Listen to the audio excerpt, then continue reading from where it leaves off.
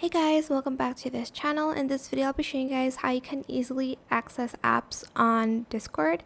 So select the app section here. This is a new feature. You're going to search for the apps that you want to add to your server or commands. I'm just going to type in truth or dare. Then I'm going to select it, and I'm going to basically select for instance, the truth one here, and then I can instantly add in the like command from the app. So I'm just going to, what's that? Give a random question, maybe like, do you brush your teeth every morning?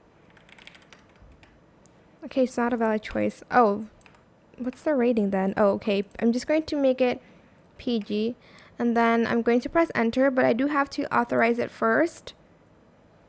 And then it's going to send like, what is your dream job? And then you can like answer it.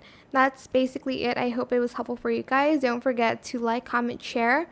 Also subscribe to this channel if you haven't done that already.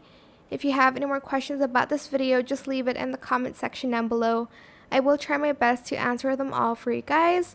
And if you found this video helpful, please click the thanks button as well. That is it for this video. Thank you so much for watching. Bye!